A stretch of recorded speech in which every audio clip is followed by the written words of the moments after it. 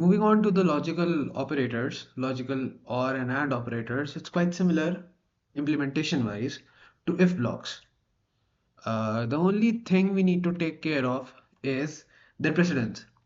The or and AND are operators and not statements. So they're going to be part of expressions.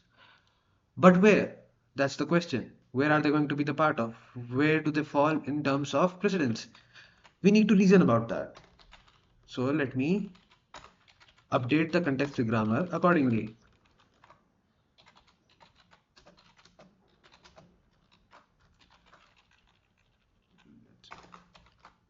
Okay, so we know it's going to be an expression because logical or and are operators. All right, but where do they fall? Thinking about the language, true equal to false equates to, we know that equates to false. What would true equal to false or true equate to? We can check that through the online logs compiler. False equal to true or true, it equates to true. As you can see right here, it equates to true. What that means is that this statement equated to false. Right here, this equated to false, and then false or true equated to true. So this is the precedence. It is or, the or and the logical operators are lower precedence than the equality operators. So where do we have equality? We have equality right here. So this is where we should insert logical operators because they are lower precedence than the equality operators. What should our context-free grammar look like? So instead of this, and also the other thing you need to know about logical operators is logical or is lower in precedence than logical and. They both have different precedence. Logical and has a higher precedence. That's why we're going to start here with logic or, and a logic or looks like it has an expression and we or it with another expression. But instead of that, since we have a logic and as well, and the logic and supposed to have a higher precedence, what we'll do is we'll create a logic and as well. And this logic and is going to be an equality, and optionally it is going to be ANDed with other equalities. So and we can have equality, and since we can chain equalities together, and true and true and true and true is a valid expression, so we will have multiple of these. We can have 0 of these as well.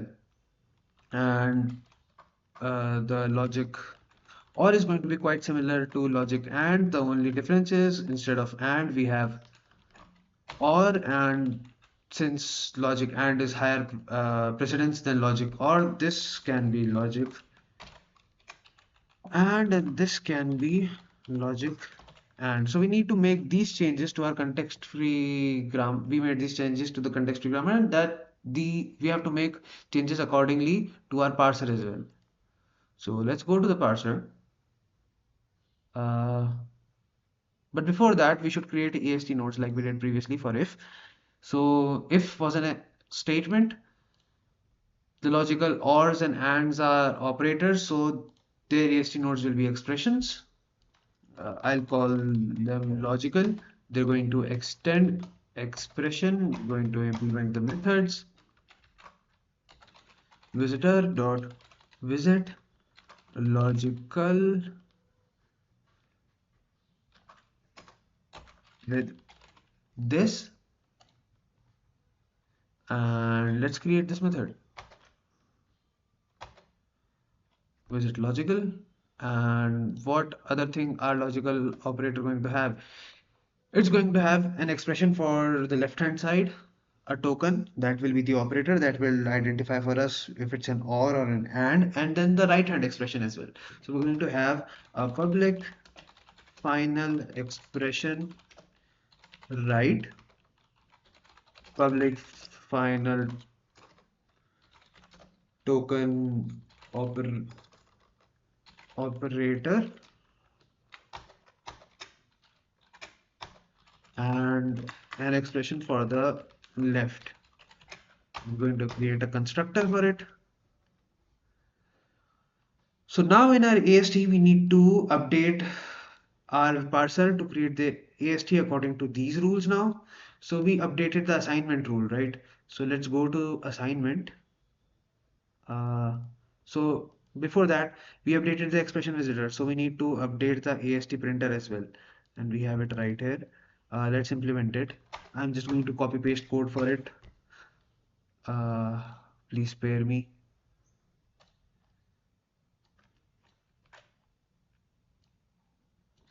Visit logical will be operator.lexeme.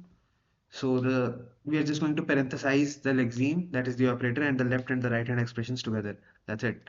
So now we can finally go to updating our parser. Inside of our parser, as I told you, we updated the assignment. So we are going to go to assignment,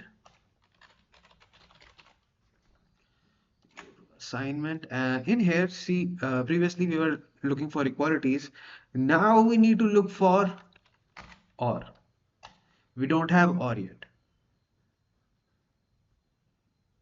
So see, the by default previously we had equality here, so instead we now have or. So we need to create this method now,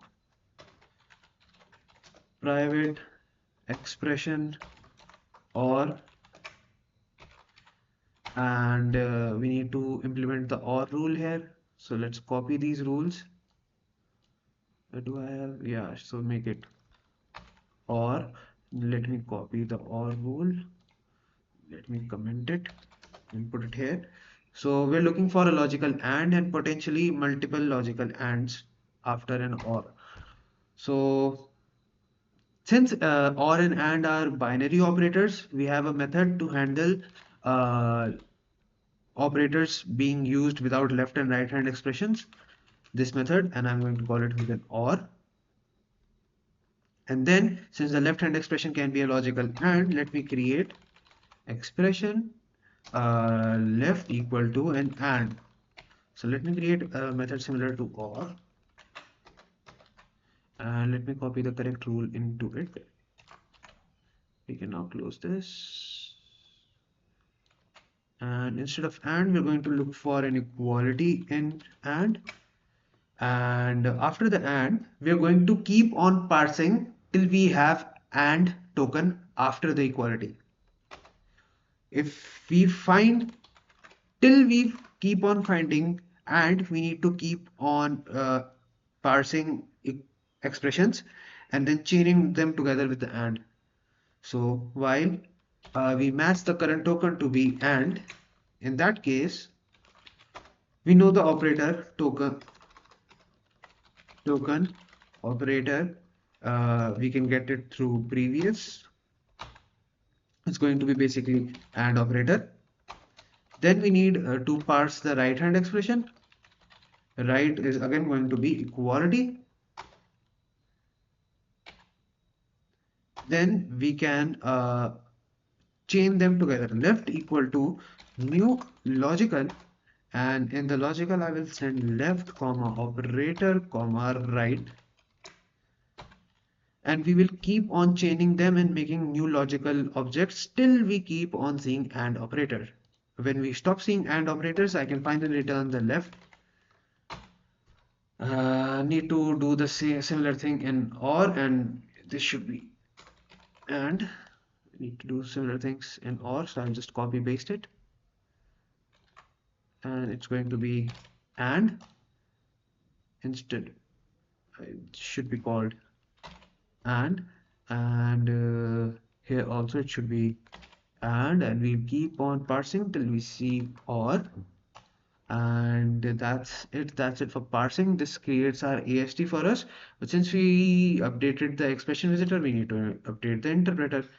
So let's go and implement the methods. And in this, like I told you, the logic is quite similar to if statements. We have something on the left, we need to evaluate it. and that is logical dot left dot accept this. And then we have an operator, and based on that operator we need to decide if we need to AND or OR. So token operator is going to be logical dot operator, and if operator dot. Now the thing about logical OR and AND operators are they short circuit. What that means is uh, if we have true or some expression on the right, since we saw a true already, this OR will short circuit and the right hand expression will not be evaluated. That's how OR works. Similarly, false and some expression. As soon as we see false, we know the expression is going to be false. So the right hand expression is no longer evaluated.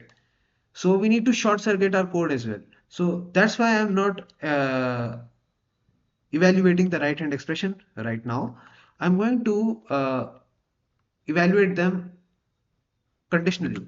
So if the operator dot type is equal to token type dot or, in that case, if we have or, we evaluate the right hand expression only when the left hand expression evaluated to false. So if not of is truthy and left, in that case uh, we need to evaluate the right hand expression. But if that is not the case, I can simply return the left hand expression. So what I'll do is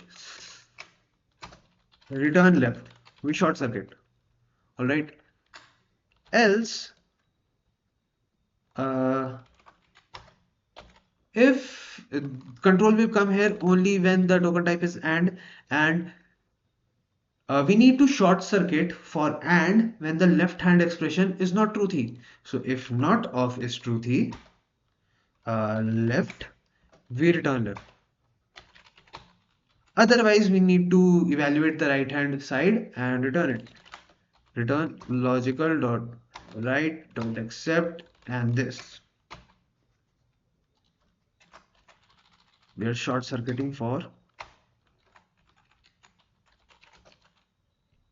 short circuit for,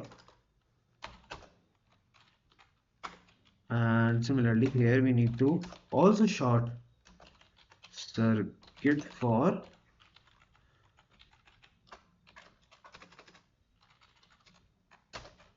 this. And I think that should be it. So let's see if it works. Let me copy a test case and let me run it. So where are the logical or, oh, we should pass both of these, right? So let me just try to print this. Test.logs. Let's see. So it printed okay. It should have printed okay.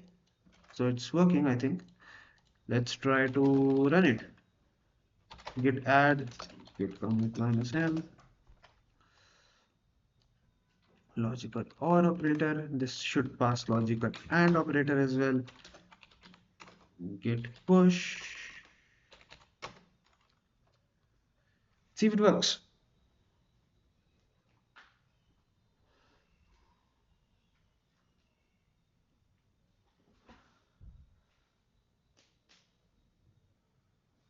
It didn't. What's the issue? Let me see. So print 75 or true, print false or 75, print expected line number 1 to stand it out but got true instead. 75 or true.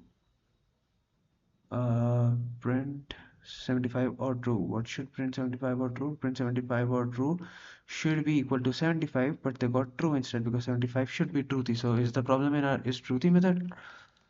Is truthy if condition is equal to null, if an instance of, otherwise we are returning true. Maybe our logic is wrong. It's in case of or. So in case of or, if truthy, we check if the left hand side is truthy, we return left.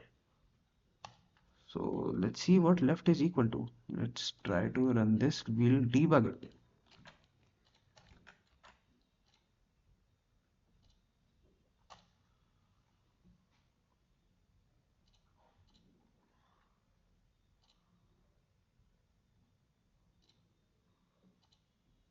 Hmm. Left is equal to true. So if is truthy is equal to left is equal to true. Why is left equal to true? Uh, what's logical equal to?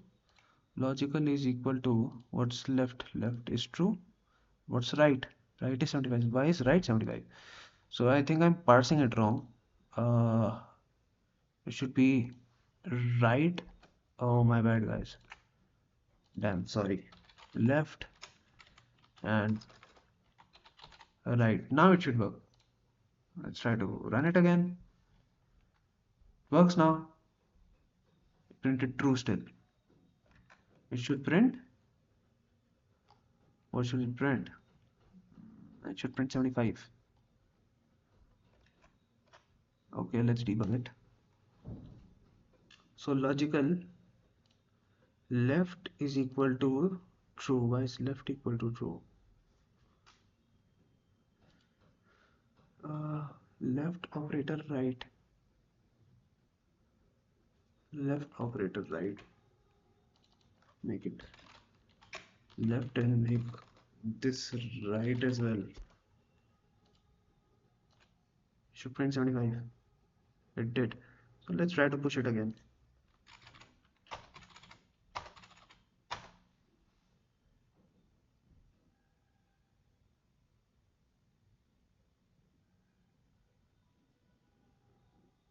It works now. It should also work for and.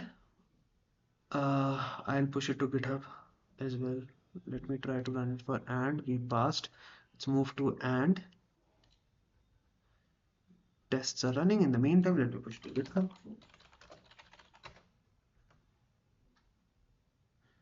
Pushed. See if it works.